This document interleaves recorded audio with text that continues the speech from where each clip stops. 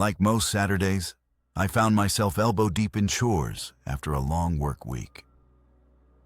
There's always something needing attention around this old house. Today's task, the attic's clutter. A job I'd been procrastinating, a mountain of accumulated years, memories and junk, gathering dust in the cobweb-ridden corners of my family home. A soft light seeped through the single, grimy attic window, offering just enough illumination to navigate the rafters. The house groaned under the summer heat. The attic felt like a sauna. Sweat trickled down my back, my shirt clinging uncomfortably to my skin. Sorting through old furniture, forgotten board games, and boxes of unidentifiable contents, I stumbled upon something peculiar. Tucked behind Elias's dusty old writing desk sat an unassuming wooden box, one I hadn't noticed before. Its concealed position suggested deliberate hiding. As I approached, it seemed to radiate a silent pull, a curious magnetism stirring within me. I couldn't explain it, but I felt drawn to it, my Saturday chores instantly forgotten. Brushing away the cobwebs, my hands emerged covered in a fine layer of dust. It was a simple wooden box. Lifting the lid, I discovered a collection of neatly arranged videotapes, each labeled with dates spanning my childhood. The box itself was surprisingly heavy, substantial even. Carefully, I navigated the cluttered attic, the worn wooden floor creaking underfoot. Descending the ladder, box in hand, I emerged into the relative coolness of the hallway.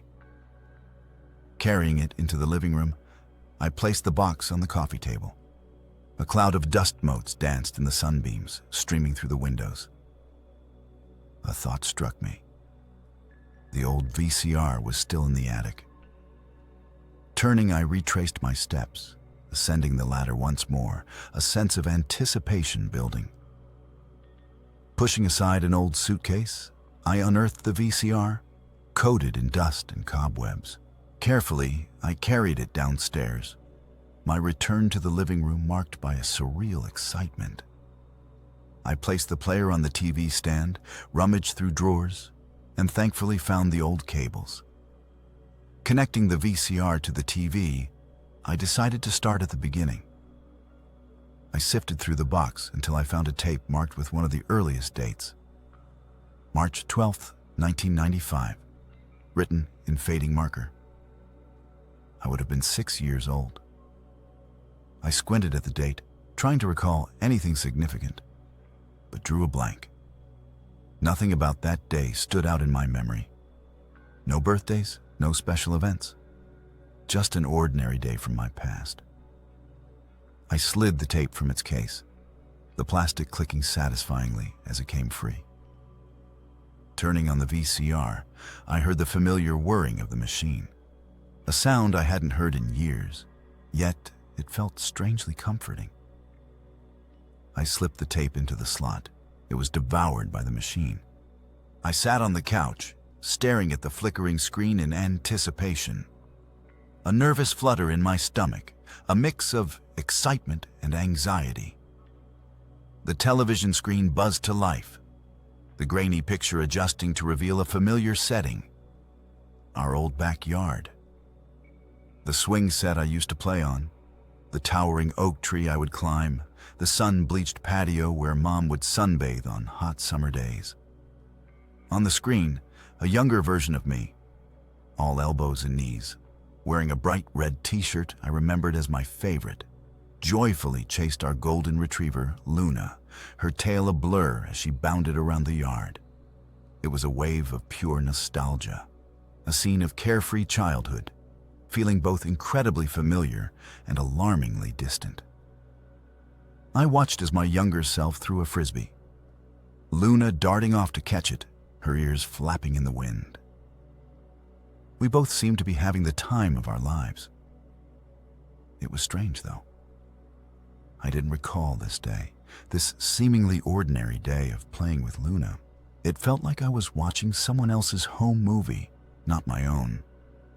As the tape continued, my younger self collapsed in fits of giggles each time Luna returned with the frisbee. A typical scene, an everyday slice of a happy childhood, yet unsettling. How could I not remember this? No matter how hard I tried, the memory remained elusive. It was just me and Luna playing in the yard on a sunny afternoon, yet it felt utterly foreign. With a growing unease, I watched the rest of the tape. It ended with me falling asleep on the patio, Luna curled up next to me, her head resting on my chest. A peaceful scene, a perfect picture of childhood innocence. If only I could remember it. As the screen faded to static, I sat in the dimly lit room, my mind buzzing with questions. I gently placed the tape back in its case. Reaching back into the box, my hand landed on another tape. Its label read, November 23rd, 1997. I pulled it free. Sliding the tape into the VCR, I heard the familiar clunk as the machine accepted it. A sense of anticipation fluttered in my stomach as I settled back on the couch, my gaze fixed on the screen as it came to life. I recognized the setting instantly. Our old living room. A Christmas tree stood in the corner, its multicolored lights flashing cheerfully.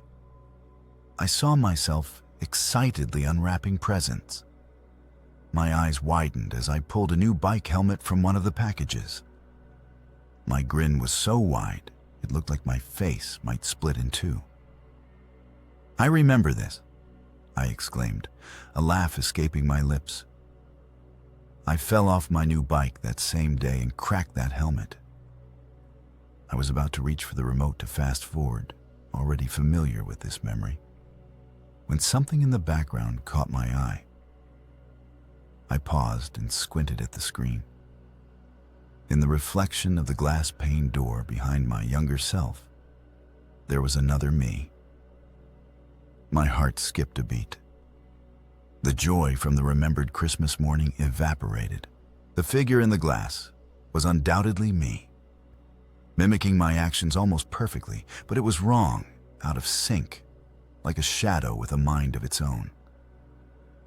"No way. That can't be," I stammered, the words falling into the silent room. I felt a shiver run down my spine. My heart pounded in my chest. The scene on the screen was both impossible and terrifying. I rewound the tape, watching the scene again. But there it was. Another me, a shadow in the glass door.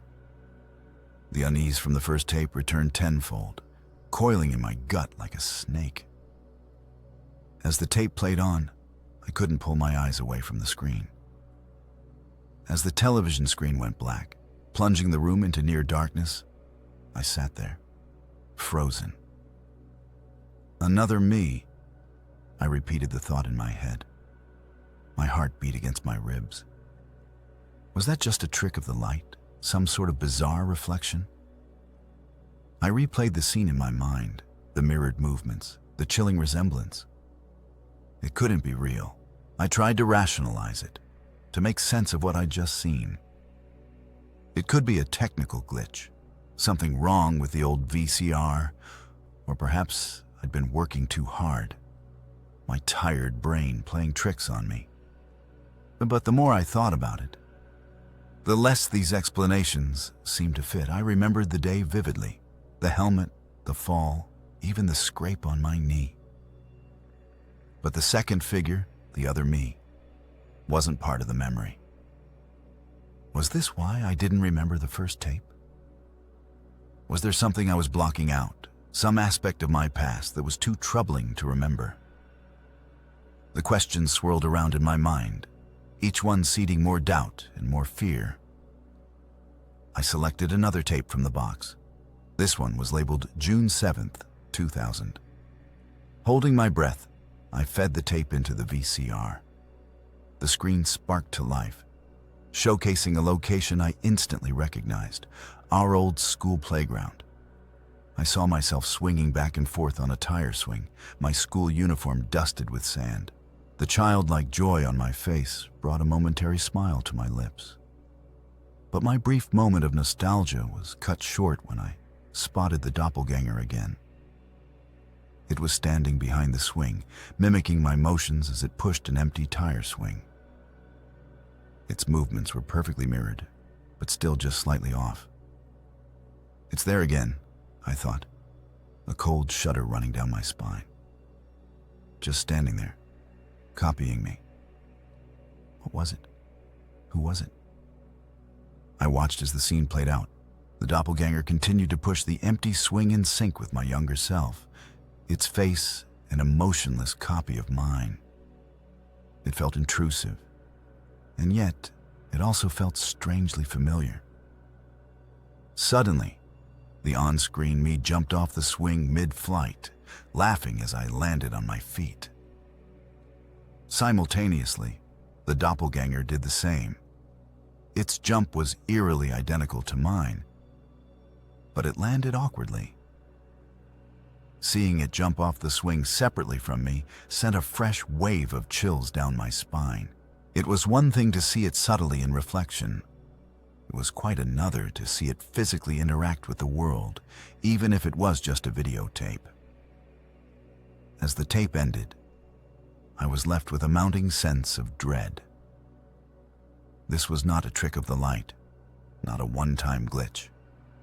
There was something more going on here, something deeply unsettling. I pulled out my phone, my fingers almost trembling, as I navigated to my sister Chloe's contact. It rang for what felt like an eternity before she picked up. "Hey, Ben," she answered, her voice heavy with sleep. I'd forgotten about the time difference. "Hey, Chloe," I responded, trying to keep my voice steady. "Quick question. Do you remember when we were kids? Was there ever someone who looked like me hanging around?" There was a pause on the other end, the brief silence punctuated by Chloe's confused laughter. "What, like a twin?" she finally asked, her amusement clear in her voice. "Ben, are you okay?" "I'm fine," I said quickly, suddenly feeling foolish. She was probably thinking I'd lost it. "Just never mind," I mumbled, hanging up before she could ask any more questions. Summoning the remnants of my courage, I reached back into the box. This time, my hand landed on a tape labeled April 15th, 2001. Swallowing hard, I inserted it into the VCR. The screen flickered before revealing a familiar scene, the local park. There was me, practicing my skateboarding tricks. Suddenly, my breath caught in my throat. There it was again, the doppelganger. It was just outside the skate park, on an identical skateboard, mimicking my moves, copying every fall and every triumph. But this time, its movements were more accurate, more fluid than before. "What's happening?" I thought, my hands gripping the fabric of the couch. "It's becoming more like me." I watched in horrified fascination as the doppelganger flawlessly mimicked a trick I struggled with on screen. Its success where I failed forming a pit in my stomach. But the worst part was the smile that spread across its face. It was my smile, or at least a haunting imitation of it. Is it learning? I wondered, a shiver creeping down my spine. Becoming a better version of me? The thought was terrifying, leaving me feeling hollow and cold. It seemed impossible, yet the evidence was playing out right in front of me. A sinking feeling of dread settled in my stomach as I grappled with what this could mean. As the tape ended, I was left staring at the blank screen, my mind spinning. I watched another one, labeled November 3rd, 2001. There I was at a school fair. But just like the other tapes, my doppelganger was there too. Only this time, it wasn't in the background. It was right beside me, interacting with friends and participating in the games. My friends didn't seem to notice anything odd, but I did. Its laughter was too loud, its smile too wide. There was a predatory glint in its eyes that sent chills down my spine. What is this thing? I thought to myself. It's not just copying me anymore. It's becoming me. Yet there was a sinister undercurrent to its actions. The next tape was labeled January 25th, 2002. It opened on our old house, my family huddled around the living room, a cacophony of laughter and chatter. It was my mom's birthday. I remembered that. But when I saw myself on the screen, I wasn't part of the celebration. I was sitting on the fringe, a spectator to my own family's joy. And there, in the center, amidst the laughter and the cake cutting, was the doppelganger, soaking in the attention, blowing out the candles, its laughter ringing louder than anyone else's. It felt wrong to see it take my place so seamlessly, so effortlessly. A lump formed in my throat as I witnessed myself being pushed further into the corners of my life. Swallowing hard, I ejected the tape and reached for another one, labeled March 13th, 2002. The scene shifted to our school playground. The doppelganger was in the middle of a huddle, arms thrown around my friends, while I sat in the background, barely acknowledged. Its laughter was louder, its actions bolder. It was doing everything I did, but with an eerie air of dominance that I'd never possessed. The last tape of the night, June 1st, 2002, showed a family outing to a theme park. There, amongst the roller coasters and cotton candy stands, I saw it again. This time, it was holding my dad's hand, riding the rides and screaming with delight. I was nearly a background figure, standing in line, watching from afar. It was a chilling realization. My life, my memories, they were being overshadowed by this thing. Its sinister grin was the last thing I saw before the tape ended. The truth was sinking in. This doppelganger, this other me, wasn't just mimicking my life. It was taking it over, inserting itself into my place and forcing me out. It was a realization that struck chilling fear into my heart. And as I sat alone in the darkness, I couldn't help but wonder what had happened to me, and who or what this other me was. The flickering glow of the television screen bathed the room in a ghostly light. The silence in the room was heavy, punctuated only by the low hum of the VCR player. A whirlwind of questions spun in my mind. Why can't I remember any of this? I wondered, my fingers absent-mindedly tracing the rough edges of a cassette. These tapes spanned years of my childhood, events, people, and places that should be etched into my memory. Yet they felt alien, as if I were watching someone else's life unfold on my television screen. I remembered a normal childhood, days spent playing in the park, family outings, and birthdays. Yet these tapes told a different story, one where my life was being replicated, manipulated, and stolen by something that looked like me. It was a terrifying contradiction that left my mind reeling. Where did these tapes come from? Who recorded them? I asked myself, my gaze drifting to the dusty box. It was old, weather-beaten, as if it had been stored away for years. But stored away by whom? Who had documented my life and the doppelganger's infiltration so meticulously? And why? The question hung heavily in the air. Was it some sort of twisted joke, a forgotten experiment, a warning? I felt the onset of a headache throbbing at my temples. The room felt smaller, the darkness pressing in as the questions continued to multiply. And above all, there was a question that sent a shiver down my spine every time I thought about it. Why couldn't I remember them? It was as if my life had been split, my memories contradicting the story playing out on these tapes. As I sat there, staring at the flickering screen. A sense of dread seized me. There was something I was missing. My hands trembled as I grabbed my phone from the coffee table. The screen lit up, casting a harsh glow in the dimly lit room. I found Chloe's number in my contacts and pressed call. The dial tone rang loudly in the silence. "Ben?" Chloe's voice was groggy. I'd disrupted her sleep, but I couldn't help it. "Chloe," I started, my voice hoarse. "I know it's late, but I need your help." There was a moment of silence, and I could almost hear the gears turning in her mind as she woke up. "What's going on, Ben? You sound scared." Scared was accurate. I realized I was terrified.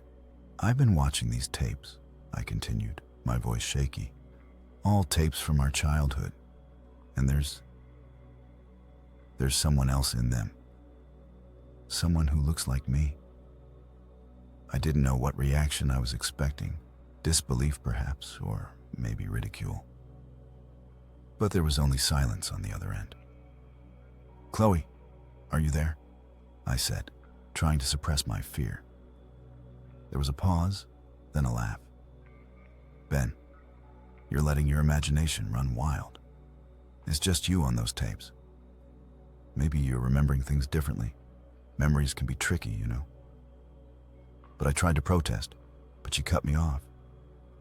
"Ben, I need to go. It's late. Try to get some sleep, okay?" And with that, the line went dead. Stunned, I lowered my phone, staring at the empty screen. Chloe didn't believe me, but I knew what I'd seen. The other me. It wasn't just a trick of the light or a distorted memory. It was real, and somehow it was a part of my past. A past I didn't remember living. I didn't really know what else to do, so I decided to just keep watching the tapes. Maybe an answer would be in one of them. The next tape I pulled from the box was labeled September 6th, 2002. The screen filled with the image of a sunny park, the blue sky stretching out over a playground, bustling with kids. A younger version of me could be seen in the distance, leaning against a tree, watching the other children play. I could remember this day vaguely. It was one of the last days of summer before school began. Then the camera shifted focus, and the other me appeared in the frame. He wasn't leaning against a tree. He was right in the middle of the action, roughhousing with another kid whom I recognized, Oliver. A sickening feeling in my stomach confirmed that this was indeed my doppelganger, mirroring my actions, mirroring my life. Oliver, my childhood friend, was laughing at first, thinking it was all part of the game. But his laughter died down as the doppelganger's actions became more aggressive. The doppelganger pushed him, shoved him, and mocked him. The other children around them, including me, started to notice. Suddenly, the doppelganger lunged, pushing Oliver with unnecessary force. Oliver stumbled and fell backward, landing on the hard ground with a thud that sent a chilling sound through the tape. The laughter in the park died abruptly, replaced with gasps and cries of alarm. I watched as Oliver lay there for a moment, dazed and hurt. I watched as the real me finally reacted, rushing forward to help Oliver up, but I was too late. The damage was done. Oliver's tear-streaked face looked up at me with a mixture of betrayal and confusion. It was gut-wrenching. I didn't remember this. I'd never hurt Oliver. With a sense of impending dread, I reached for the next tape. November 23rd, 2002. The screen flickered to life, revealing a familiar scene. Our old family dining room, set up for Thanksgiving. I could see my mom fussing over the turkey, my dad trying to keep my younger siblings in check, and Chloe helping with the dishes. Everything felt normal. a glimpse of the past that aligned with my memories. Until the camera shifted. There was the doppelganger, sitting at the head of the table. He was quiet, watching the family with an intense gaze that sent shivers down my spine. It wasn't me, not the me I remembered. This version of me was darker. His eyes lacked warmth, and his smile didn't quite reach his eyes. Dinner started, and it went well initially. The family was laughing, sharing stories, and passing around dishes. It was a typical Thanksgiving scene.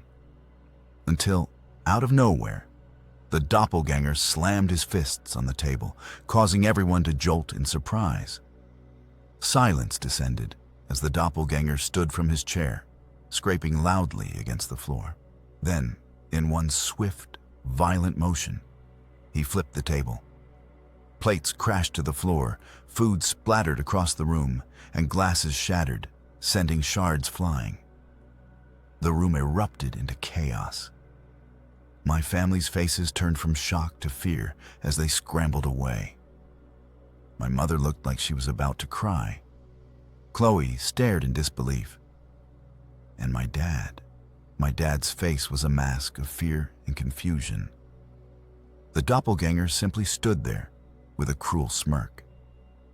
I could feel my heart pounding in my chest as I watched the scene unfold. It was surreal, like a nightmare. I didn't remember this. As the tape reached its end, I was left staring at the static, my mind spinning. The contrast between the warm family gathering and the sudden, violent outburst was jarring. The doppelganger, the other me, was turning my life and my memories into something twisted and wrong. I pulled out another series of tapes, my hands shaking slightly as I read the dates. March 3rd, 2003, July 16th, 2004, December 25th, 2005. I steeled myself and started to watch them one by one, the sense of dread ever present in my gut. The first tape, from 2003, showed a school performance. The auditorium was filled with proud parents and excited students, and on stage was a part of the school choir. But it wasn't me.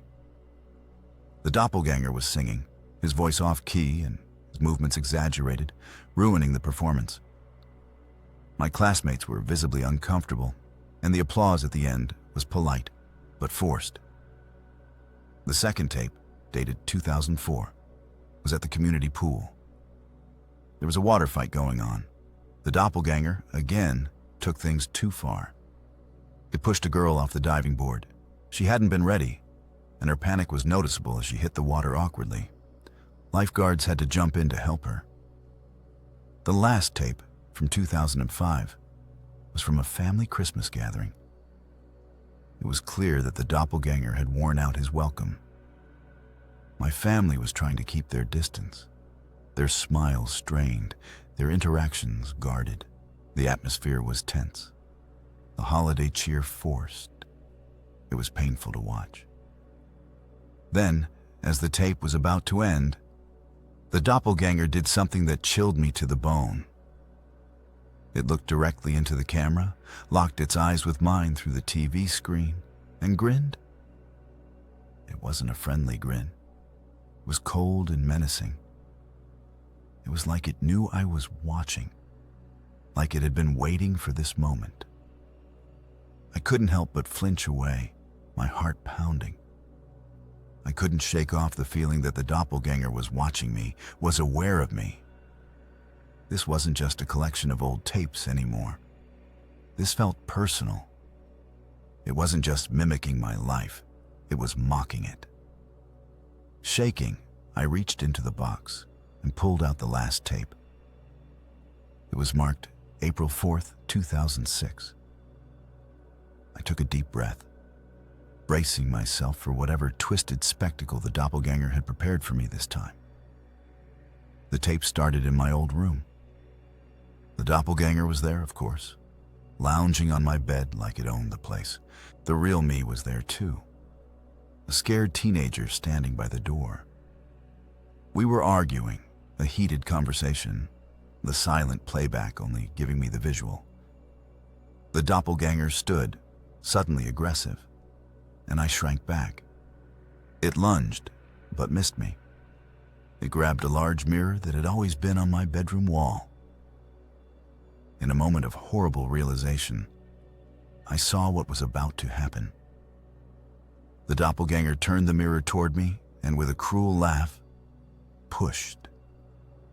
I watched as the teenager I used to be stumbled backward, tripping over nothing, and then he was inside the mirror.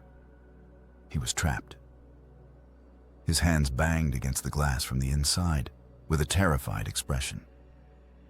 The doppelganger just laughed, and the camera shook, like whoever was filming was laughing too. The video ended with the doppelganger leaning in close to the camera, its malicious grin filling the screen. It wasn't just happy. It was triumphant. Nausea rose in my stomach, and my hands fumbled in a panic to switch off the video player. The TV screen went dark, reflecting my horrified face back at me. It's just a video, I tried to tell myself. It's just a video of a nightmare. But as I sat there in the dim light, the implications started to set in. The tapes, the doppelganger, the mirror. The realization hit me like a punch to the gut. That mirror. I remembered it. I remembered the day it disappeared, the day it broke, the day we got rid of it. But the truth was far worse. I never left that room. I'm still there, trapped in the mirror, while this creature took my place. All these years I'd been living a lie, living in the doppelganger's reality. I thought I was watching old videos of my past. Instead, I'd been watching the life that was stolen from me. I stood, my legs shaking.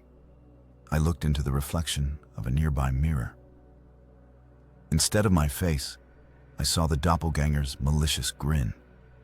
I shuddered, overwhelmed by a sense of dread and despair. The world spun, and I could hardly breathe. I'd been replaced. I'd been trapped in a mirror while a monster took over my life, my past, my present, and my future. They all belonged to the doppelganger, and all I could do was watch. That's the end of today's video. I hope you enjoyed it as much as I did. Have you ever experienced something like this? I would love to hear your thoughts in the comments. Hit the like and subscribe button for new stories daily. See you in the next story.